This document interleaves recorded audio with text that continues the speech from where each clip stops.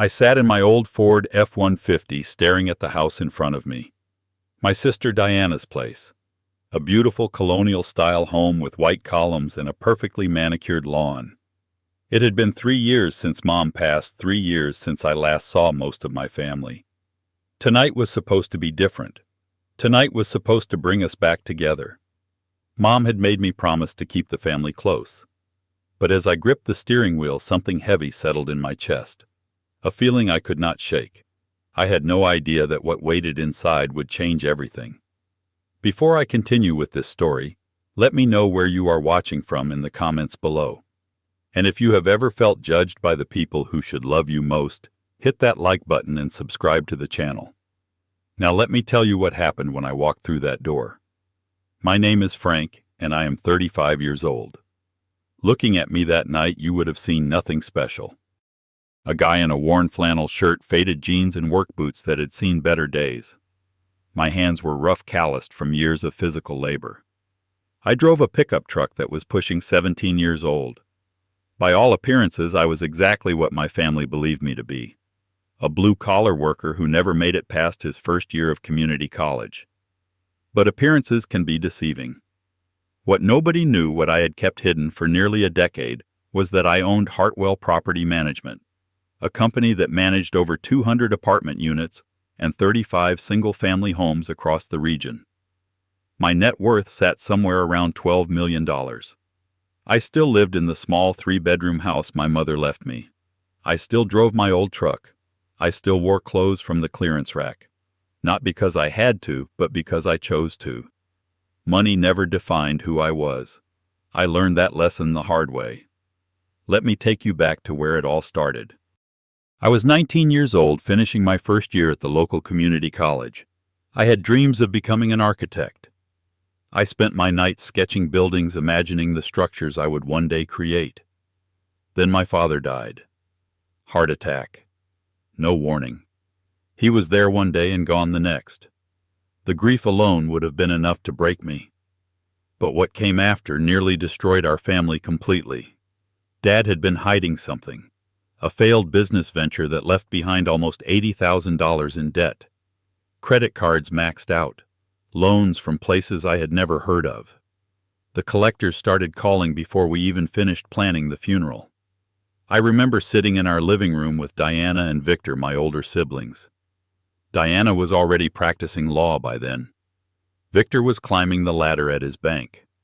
I looked at them, expecting us to figure this out together. We were family after all. Diana spoke first. She said the debt was not her problem.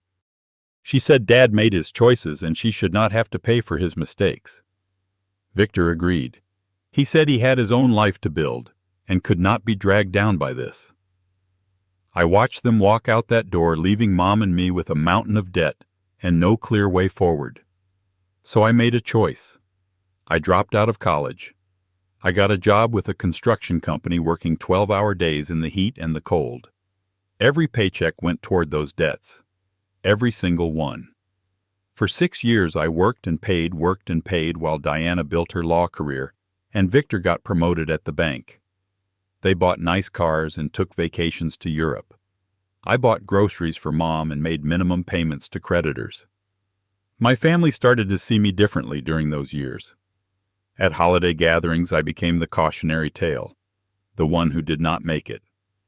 Diana would ask when I planned to go back to school, her voice dripping with condescension. Victor would joke about my dirty fingernails and calloused hands. Their spouses would exchange knowing looks, grateful their children would never end up like me. But something else was happening during those years. Something nobody noticed.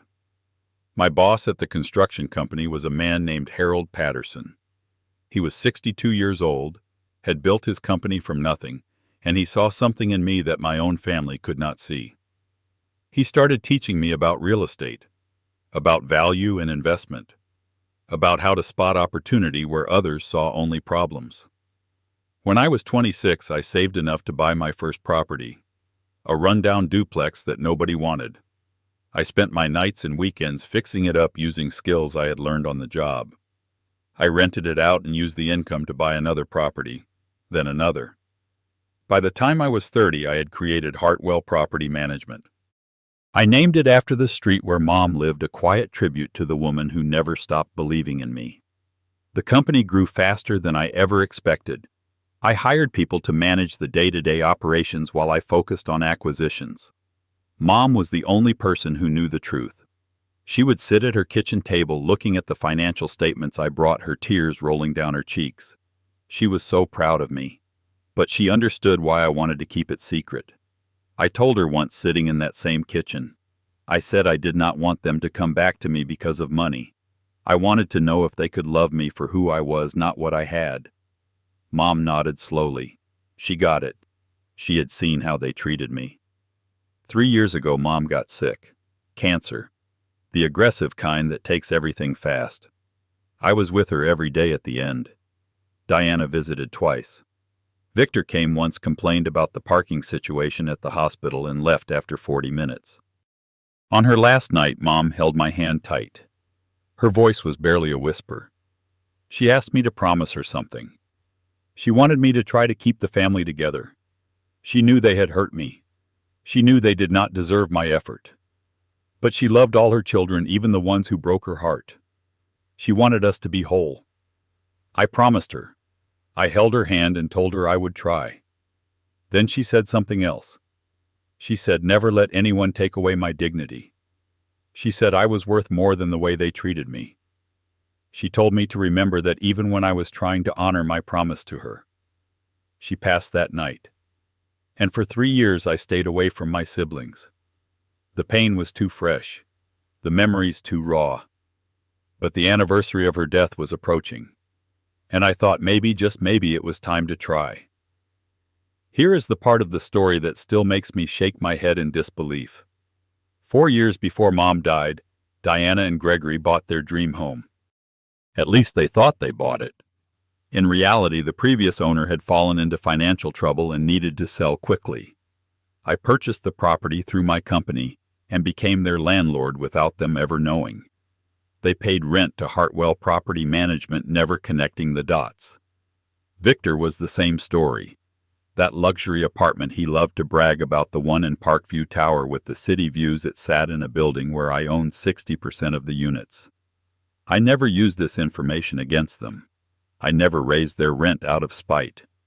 I just filed it away in my mind, a secret that grew heavier with each passing year.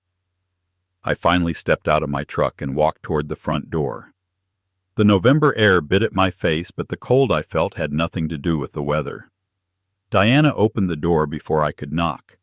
She was dressed in an expensive blouse and tailored pants, her hair perfectly styled. She looked me up and down, taking in my worn flannel and faded jeans.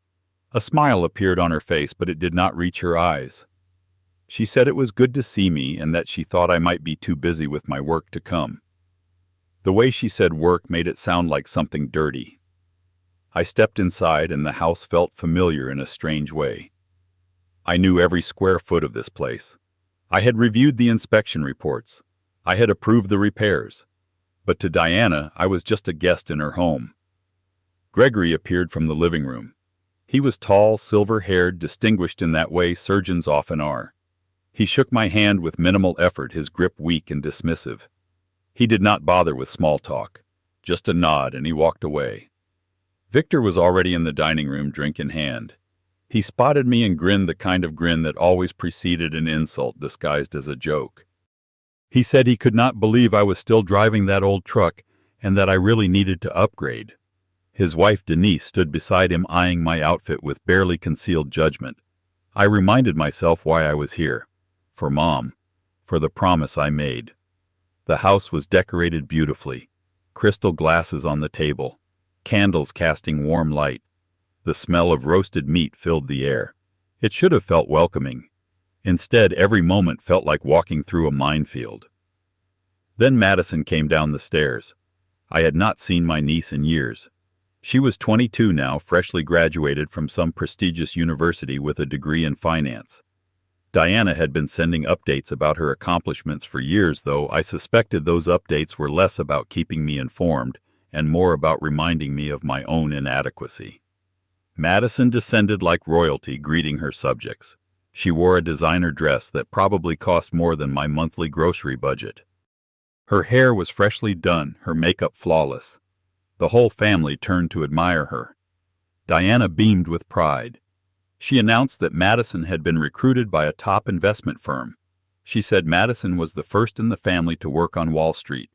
Everyone applauded. Everyone except me, though. I did offer a polite smile. Madison scanned the room and her eyes landed on me. Her brow furrowed slightly the way you might look at a piece of furniture you do not recognize. She turned to her mother and asked who I was. Diana's smile flickered for just a moment. She explained I was her Uncle Frank, then asked if she remembered me. Madison shrugged. She said, "Right, the construction guy." Then she turned away without another word. I swallowed the bitterness rising in my throat and said congratulations on the job. She did not acknowledge she had heard me. Dinner began and I found myself seated at the far end of the table, almost separated from the rest of the family. The conversation swirled around me like I was not even there. Madison's accomplishments, Victor's plans to buy a vacation home, Diana's recent trip to Italy, Gregory's golf handicap. Not once did anyone ask about my life. Not once did anyone show the slightest interest in what I had been doing for the past 3 years. I was invisible to them, a ghost at their table. Victor broke the pattern eventually, but not in a good way. He looked at me with that smug expression I knew so well and asked if I was still digging ditches. He asked if I had ever thought about getting a real job. The table erupted in laughter. Even Gregory, who barely spoke all evening, let out a chuckle. I kept my voice steady. I told him I was doing all right and thanked him for asking. Denise jumped in next. She said her son was only 16 and already had an internship lined up at Victor's bank. She said education was so important these days. The implication was clear. Her teenage son was already more successful than I would ever be. Diana nodded enthusiastically. She said Denise was exactly right. She said without a degree you are basically invisible in the real world. I felt each word like a blade, but I had gotten good at hiding my pain over the years. I simply continued eating, saying nothing. The moment that changed everything came near the end of the meal. Everyone was finishing their dessert when Madison stood up to refill her wine glass. I stood at the same time, intending to use the restroom. Our paths crossed near the dining room entrance. Madison stopped and turned to face me. Her expression shifted into something ugly, something cruel. She spoke loudly enough for everyone to hear. She said she did not feel comfortable. She said they did not sit with my kind at her firm and asked why she should do it here. Your kind. The words hung in the air like poison. For a moment nobody moved. Then Victor let out a laugh. Not a surprised laugh, an approving one. Diana covered her mouth, but I could see the smile she was trying to hide. Gregory smirked. Denise shook her head slowly, as if Madison had simply stated an obvious truth. Not one person defended me. Not one person told Madison she was out of line. My own sister, my own brother sat there and let a 22-year-old girl call me less than human. I stood frozen in that doorway, looking at each of their faces. These people shared my blood. These people had known me my entire life, and not one of them saw me as worthy of basic respect. The pain I felt in that moment was not from Madison's words. It was from the silence, the complicity, the absolute confirmation that I had never mattered to any of them. I took a deep breath, then another. My mother's voice echoed in my mind. She had asked me to keep the family together, but she had also told me to never let anyone take away my dignity. In that moment, standing in the doorway of a home I secretly owned, surrounded by people who openly despised me, I realized something profound. Keeping a promise did not mean accepting abuse. Honoring my mother did not mean destroying myself. I walked back to the table and sat down. Everyone watched me nervously, perhaps expecting an outburst. Instead, I was calm. Completely calm. I looked at my sister. I asked her how long she had lived in this house. Diana seemed confused by the question. She said 4 years and asked why I cared. I nodded slowly. I asked if she knew who owned this house. She laughed dismissively. She said some property management company. Hartwell something. Again she asked why I cared. I let the silence stretch for a moment. Then I told her. I said I founded Hartwell Property Management 9 years ago. I said I owned this house. I said I had owned it since the day she moved in. The color drained from Diana's face. She said that was not possible. Her voice cracked. I pulled out my phone and opened my property management application. I showed her the screen. The address. Her name as the tenant. The payment history going back 4 years. Every detail confirming what I had just told her. Diana's hands trembled. She could not form words. I turned to Victor next. I mentioned the luxury apartment he had been bragging about, the one in Parkview Tower with the beautiful views. Victor's jaw tightened. He asked what about it. I told him I owned 60% of that building. I said every month when he paid rent that check went into my account. Victor shot to his feet. He called me a liar. He said there was no way. I showed him the ownership documents on my phone. The Hartwell Property Management logo was displayed clearly. The percentage of ownership. The list of units. All of it right there in black and white. Victor collapsed back into his chair. His face flushed red with shame and anger. Now I looked at Madison. The young woman who had called me your kind just minutes before. She had gone pale, her earlier arrogance completely evaporated.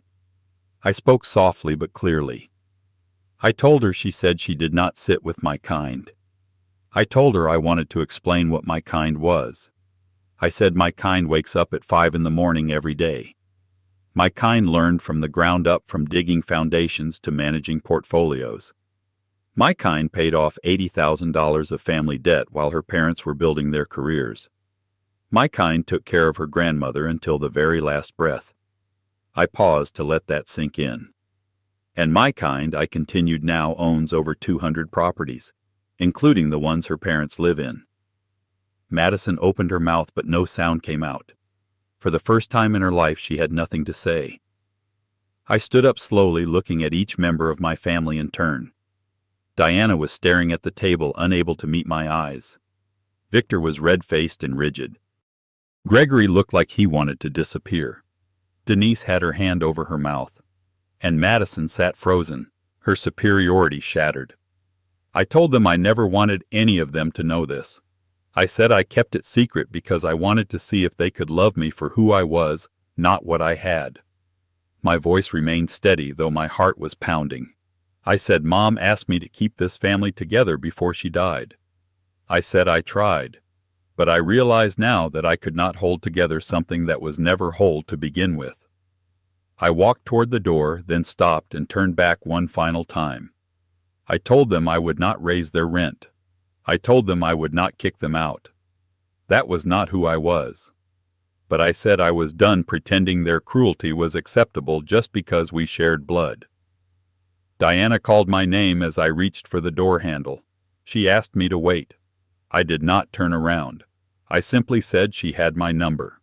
I told her the next move was hers.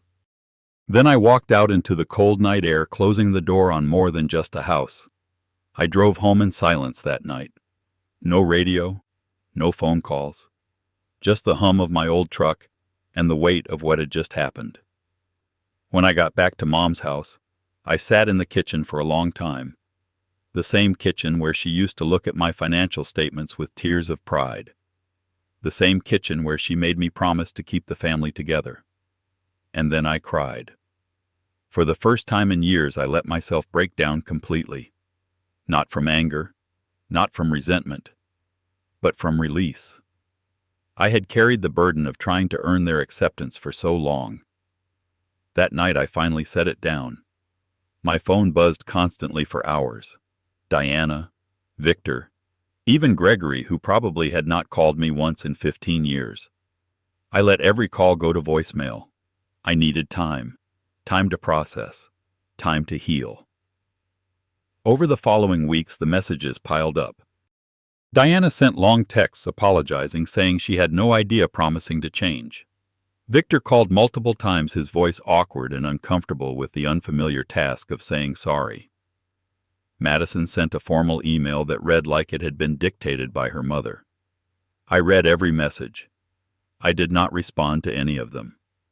Not because I wanted revenge or wanted them to suffer, but because I needed to ask myself an important question. Were they sorry for hurting me, or were they sorry because they discovered I had money?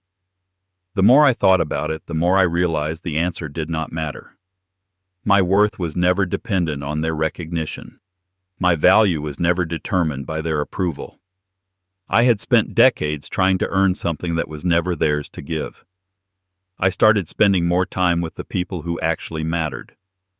Mr. Patterson, my old mentor, had retired a few years back. We started meeting every Saturday morning to go fishing at the lake outside town. He never cared about my bank account. He cared about the man I was becoming.